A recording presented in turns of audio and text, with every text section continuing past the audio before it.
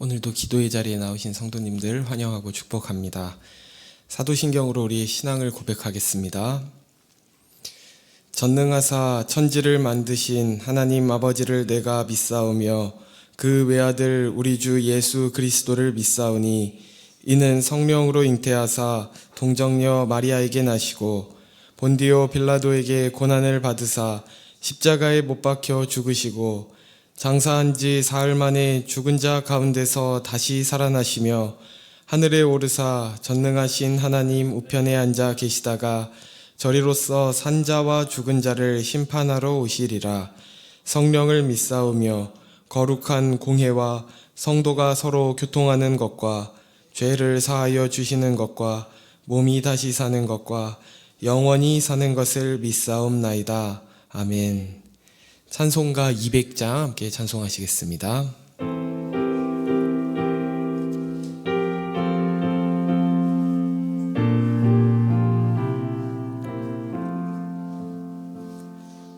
달고 묘한 그 말씀 생명의 말씀은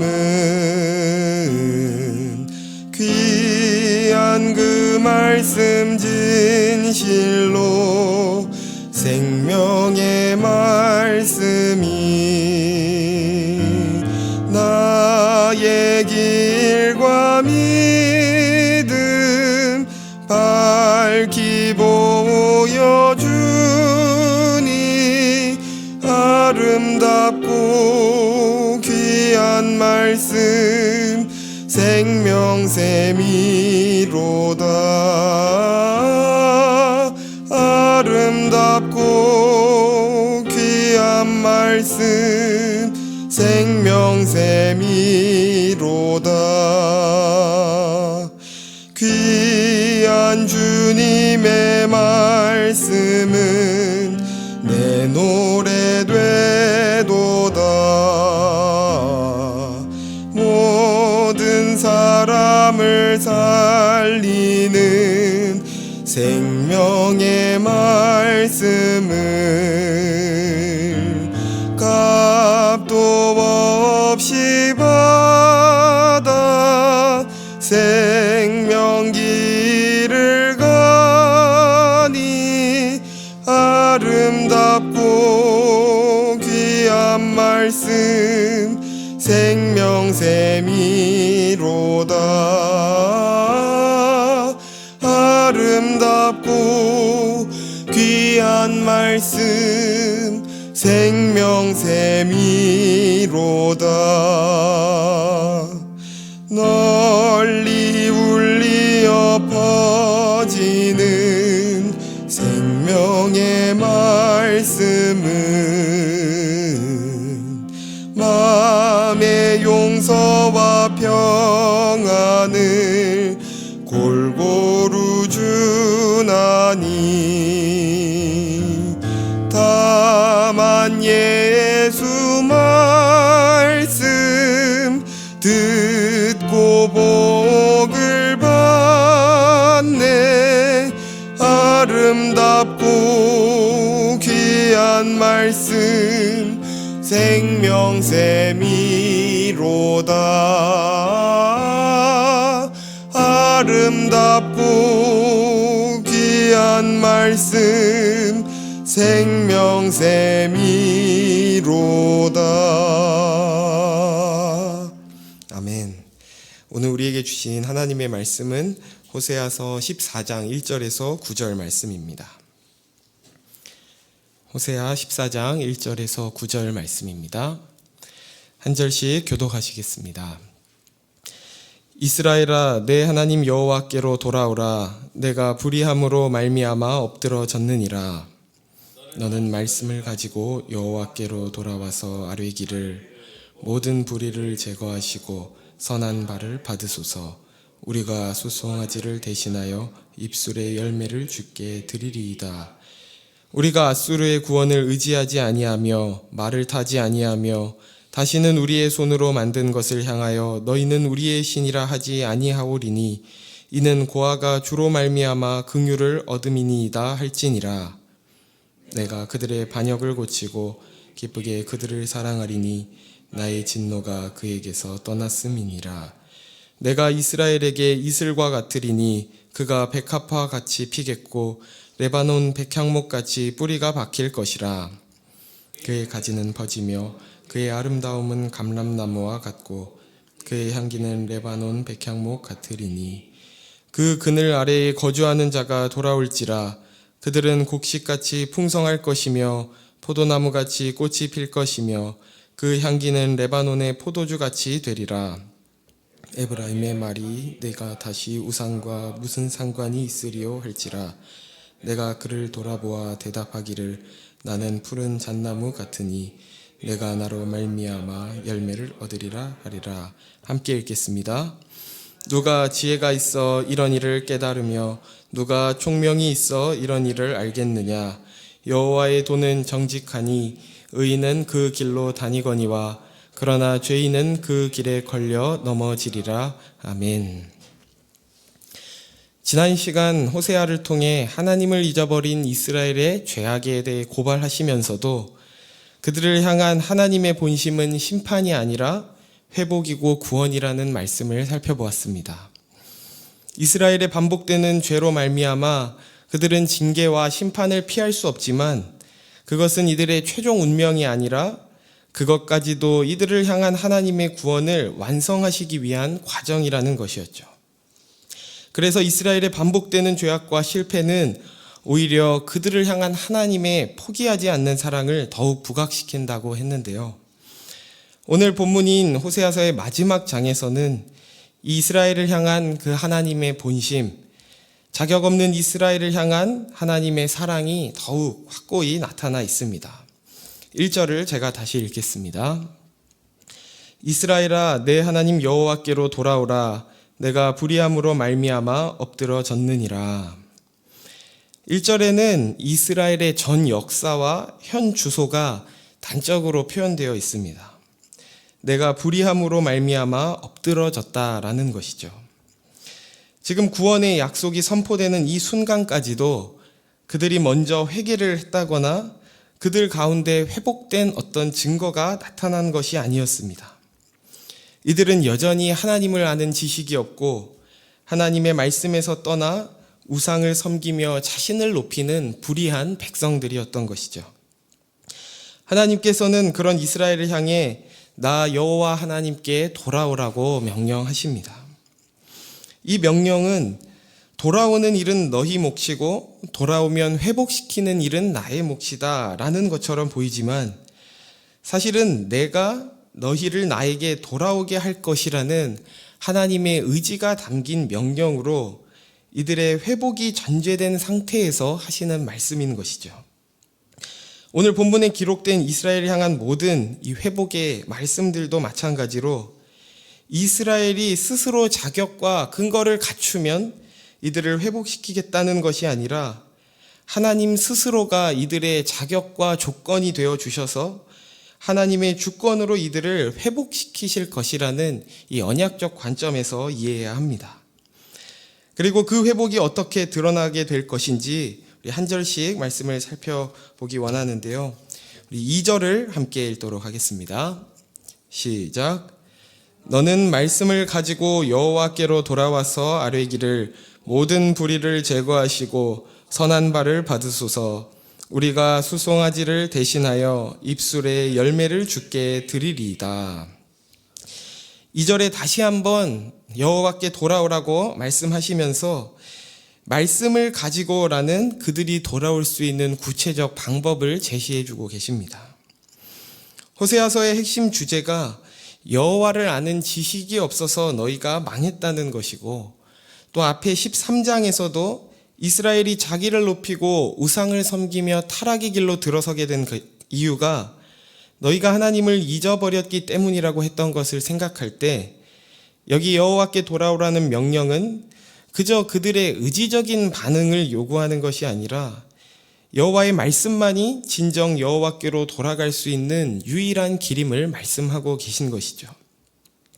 또한 이것은 말씀 가운데 하나님이 누구신지를 지식적으로 알아야 한다는 것도 있지만 나아가 말씀을 기반한 또 말씀에 기초한 하나님의 백성으로서의 삶을 회복할 것을 촉구하고 있는 것입니다. 그렇게 돌아온 이스라엘 백성이 뭐라고 고백한다고 하나요? 숫송아지를 대신하여 입술의 열매를 주께 드리겠다는 것입니다. 여기서 숫송아지는 제사를 드릴 때 사용하는 것이죠. 그런데 이스라엘의 제사에는 치명적인 문제가 있었습니다. 그것은 하나님의 백성으로서의 삶은 없고 제사만 남았다는 것입니다. 이런 이스라엘 백성에게 호세아 6장 6절에서 뭐라고 말씀하셨냐면, 나는 인애를 원하고 제사를 원하지 아니하며 번제보다 하나님을 아는 것을 원하노라 라고 6장 6절에서 말씀하셨습니다. 하나님은 더 이상 형식적인 제사, 형식적인 예배가 아니라 하나님을 아는 것으로, 또 그로 인한 입술의 열매를 회복하라는 것이죠. 입술에서 맺어지는 열매는 곧 마음에 있는 것이 드러난 결과입니다. 하나님께서 이스라엘을 통해 하나님을 향한 진정한 회개, 진정한 찬양, 그렇게 중심으로 드리는 삶의 예배를 받으시겠다는 것입니다. 신앙이라는 것은 그저 예배를 드리고 또 종교적인 봉사와 헌신을 했다고 해서 신자로서의 책임을 다했다고 말할 수 있는 것이 아니라, 우리의 입술에 어떤 열매들이 맺어지고 있는지, 또 우리의 일상적인 삶이 어디에 기초하고 있는지를 돌아보아야 합니다. 저와 여러분이 이 예배의 자리를 지킬 뿐만 아니라 우리의 말과 삶을 돌아볼 때 하나님의 말씀에 기초한 주께서 기뻐하시는 참된 예배자가 되기를 예수님의 이름으로 축복합니다. 계속해서 3절을 제가 읽겠습니다. 우리가 앗수르의 구원을 의지하지 아니하며 말을 타지 아니하며 다시는 우리의 손으로 만든 것을 향하여 너희는 우리의 신이라 하지 아니하오리니 이는 고아가 주로 말미암아 긍휼을 얻음이니이다 할지니라. 이스라엘은 앗수르의 구원을 의지했습니다. 눈에 보이는 힘과 권력이 그들의 평안과 행복을 지켜줄 수 있다고 생각했던 것입니다. 또한 이들이 말을 타지 않는다고 기록되어 있는 것도, 이스라엘 백성들은 원래 말을 타도록 되어 있지 않고 늘 나귀를 타도록 되어 있었습니다. 전쟁에서 말을 뺏어 온다고 하더라도 그 말의 이 뒷발 힘줄을 끊어 놓도록 했었는데요. 왜냐하면 나라의 국력과 안보는 하나님께서 책임지시는 것이지 강력한 대국이나 병력의 힘이 그 나라를 지키는 것이 아니라는 사실을 이렇게 나타냈던 것입니다. 그러나 이스라엘은 이 사실을 놓쳤기 때문에 말을 타고 다니며 그들의 힘을 과시하고 자랑했던 것이죠. 우리도 마찬가지입니다. 당장 우리 눈에 보이는 어떤 지위가, 학벌이, 돈이나 인간관계가 우리를 지켜준다고 생각할 때가 많고, 그런 것들로 우리의 바벨탑을 세워 안전과 행복을 지키는 것이 우리의 인생인 것처럼 착각하곤 합니다. 그러나 이런 눈에 보이는 것들 이면에 눈에 보이지는 않지만 진정으로 우리를 지키시고 구원하시는 분은 오직 하나님이신 줄 믿습니다. 이처럼 이스라엘이 눈에 보이는 것을 의지하고 또 우상을 섬기던 자리에서 떠나게 될 것을 약속하시면서 그들이 회개하여 돌아오는 것을 3절에 어떻게 묘사하냐면, 고아가 주로 말미암아 은혜를 얻게 될 것이라고 하는데요. 마태복음 6장에 보시면 예수님은 무엇을 먹을까 마실까 입을까 염려하지 말라고 하시면서 이것들은 다 이방인이 구하는 것이라고 하십니다. 여기 이방인이라고 하는 것은 혈통적인 의미에서만 말하는 것이 아니라 영적인 의미로 보면 자기가 자기 인생을 책임지는 자를 이방인이라고 말씀하시는 겁니다. 다시 말하면 아버지가 없는 자, 고아 같은 자라는 것이죠. 그러면서 하나님의 자녀된 이들에게 이 말씀에 이어 뭐라고 하시냐면, 너희 하늘 아버지께서 너희에게 무엇이 있어야 할 줄을 이미 아신다라는 것입니다. 우상을 섬기는 자리에서 하나님께로 돌아왔다는 것은 우리에게 참 아버지가 생겼다는 것입니다. 이제 우리는 더 이상 우리 스스로의 힘으로 우리 자신을 책임지며 사는 자가 아니라 아버지의 자녀로 그의 능력과 그의 돌보심 아래 살게 되었다는 것이죠. 아버지가 있었으나 아버지가 없는 자처럼 사는 자의 모습을 잘 보여주는 예가 탕자 이야기입니다. 탕자는 아버지의 집에 살면서도 그가 자녀된 것이 무엇인지 알지 못해서 아버지의 유산만 미리 받아 집을 떠나게 됩니다. 그리고 그 순간부터 비참하고 허비하는 인생을 살다가 결국 그가 회복되는 순간은 아버지의 집으로 돌아왔을 때인 것이죠. 성도님들의 삶에는 어떤 결핍과 또 어떤 문제들이 있으신가요? 그 많은 문제들 속에서 하나하나 내 힘으로 그것들을 해결하기 위해 발버둥 치는 삶을 살고 계시지는 않으신가요? 탕자를 통해 보듯이 우리의 지위와 우리의 가치는 가장 먼저 아버지께로 돌아가는 것으로 회복되는 줄 믿습니다. 복잡하고 분주하고 무거운 삶 가운데서 다른 것을 붙드는 것이 아닌 아버지께 돌아감으로 그렇게 우리를 환대해 주시고 회복시켜 주시는 그 하나님을 경험하시기를 주의 이름으로 소원합니다. 그리고 4절에 그러한 아버지의 사랑을 이렇게 묘사하고 있습니다. 내가 그들의 반역을 고치고 기쁘게 그들을 사랑하리니 나의 진노가 그에게서 떠났음이니라. 우리의 질병과 같은 이 죄의 문제를 고치시고 이제는 우리를 기쁘게 사랑하시겠다는 이 아버지의 마음을 보여주는 것이죠. 또 이어지는 5절부터 7절까지는 여러 비유적인 표현들을 통해 이스라엘의 회복과 하나님의 은혜를 생생하게 묘사하고 있는데요. 5절부터 7절을 제가 읽겠습니다. 내가 이스라엘에게 이슬과 같으리니 그가 백합화같이 피겠고 레바논 백향목같이 뿌리가 박힐 것이라. 그의 가지는 퍼지며 그의 아름다움은 감람나무와 같고 그의 향기는 레바논 백향목 같으리니 그 그늘 아래에 거주하는 자가 돌아올지라. 그들은 곡식같이 풍성할 것이며 포도나무같이 꽃이 필 것이며 그 향기는 레바논의 포도주같이 되리라. 이슬은 팔레스타인의 이 건조한 기후에서 매우 귀중한 이 수분 공급원으로 생명을 유지하게 하는 것이었습니다. 백합화는 순결함과 아름다움을 상징해서 타락했던 이스라엘이 하나님의 은혜로 다시 거룩한 상태로 회복될 것을 보여주는 것이죠. 또 백향목은 견고함을 상징해서 이스라엘의 신앙과 또 하나님과의 관계가 견고하게 세워질 것을 의미하고, 또 감람나무와 포도나무는 번영과 풍요의 상징으로 이들이 하나님의 은혜로 인해 영적인 풍성한 열매를 맺게 될 것을 묘사하는 것입니다. 이처럼 하나님의 은혜로 인한 감격과 부요함을 더 이상 설명할 수 없고 그려낼 수 없는 그 하나님의 사랑과 축복을 생생하게 약속하고 계신 것입니다. 그리고 마지막 9절을 우리 함께 읽고 말씀을 정리하려 하는데요. 우리 9절을 함께 읽도록 하겠습니다. 시작. 누가 지혜가 있어 이런 일을 깨달으며 누가 총명이 있어 이런 일을 알겠느냐. 여호와의 도는 정직하니 의인은 그 길로 다니거니와 그러나 죄인은 그 길에 걸려 넘어지리라. 여기에는 수사학적 의문문을 통해서 참 지혜와 총명이 있는 자만이 하나님의 이런 일을 알 것이다 라고 강조하는데요. 여기 이런 일이란 이 호세아서 전체에 나타난 이스라엘을 향한 하나님의 놀라운 구원과 회복을 의미합니다. 그러면서 여호와의 도, 즉 하나님의 말씀만이 의인과 죄인을 구분하는, 또 구원과 심판을 구분하는 기준이 된다고 하는데요.